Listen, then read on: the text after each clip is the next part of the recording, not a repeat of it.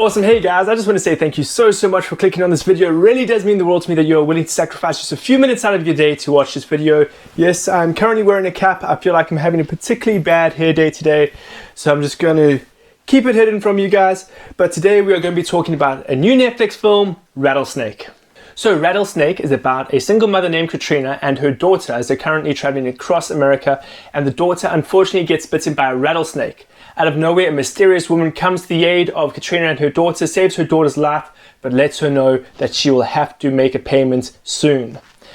Later in the movie, we find out that her payment is that she's going to have to kill someone, a soul for a soul. The woman saved Katrina's daughter's life, and now Katrina's going to have to pay that debt by killing someone.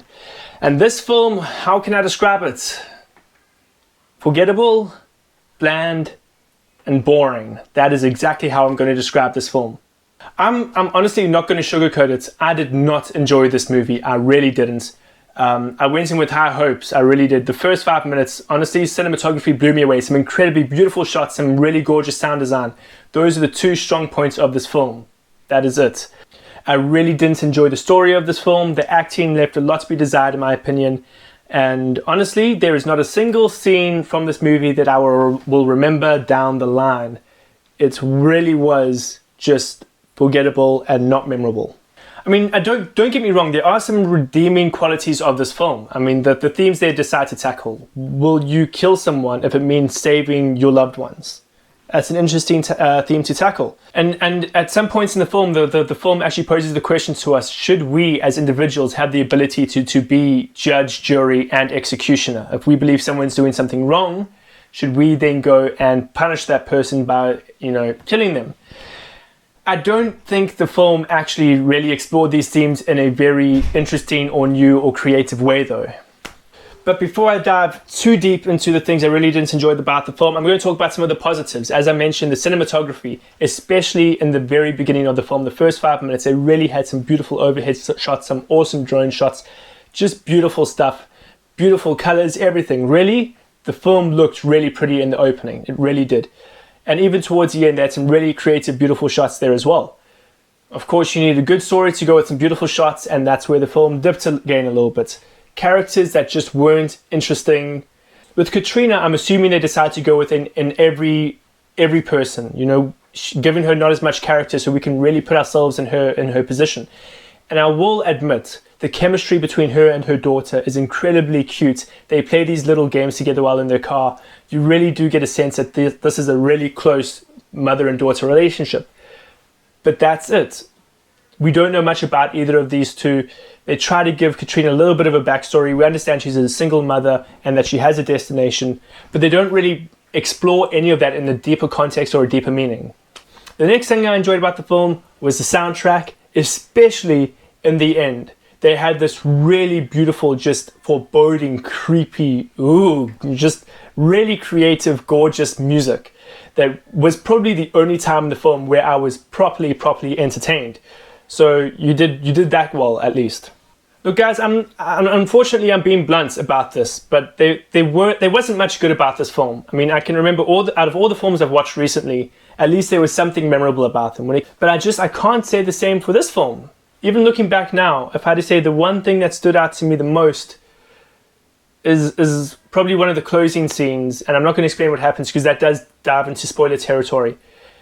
But that's it. I can't remember anything out of the ordinary about this film. There's nothing about this film that really sets it apart from anything else. Actually, I think I'm going to dive a little bit into spoiler territory. So this is your spoiler warning. Woo, woo, woo, woo, woo. Okay, so as we know, Katrina has to kill someone. She does.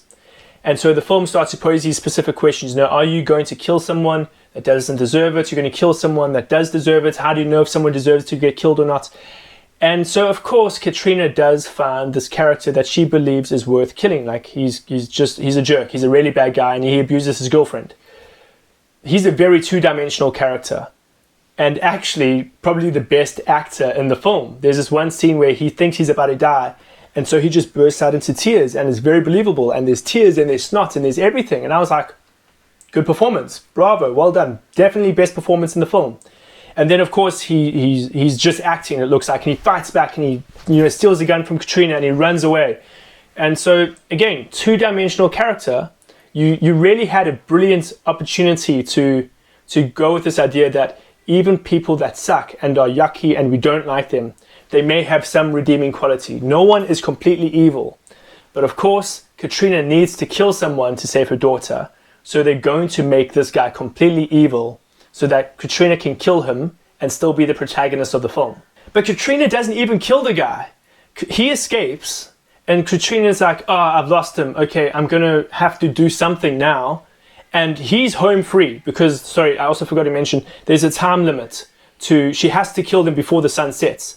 And the sun is literally about to set. And all the guy has to do is just hide or walk away or anything. But he decides to attack Katrina and try to kill her. Of course, making him seem like a worse guy so that we don't feel bad for him when Katrina kills him.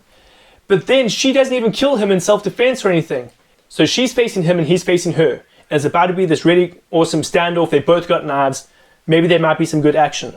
No, he gets attacked by a rattlesnake and falls down the cliff.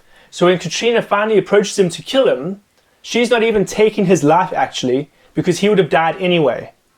So it doesn't even, so this idea of, are you willing to actually take that step to kill someone to save someone else? The film doesn't even answer that question itself, because it chickens out and it wants Katrina to still be a protagonist that we can like, even though she's incredibly bland and she's not that interesting.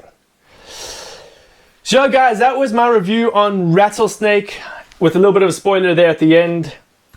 Is it a good film? I would say no. Just, to me, it was boring and I legit fell asleep for a few seconds. I was like, oh, whoa. Okay, I'm supposed to still be awake. I had to rewind a few seconds, like half a minute or so, just to figure out what was happening. Not memorable, not brilliantly acted, except for that one scene with the guy I spoke about earlier. But yeah, that was Rattlesnake, guys. I hope you enjoyed my review. If you did, do not be afraid to hit the like button, subscribe, and all of that wonderful stuff. I'll see you in the next video. You're awesome.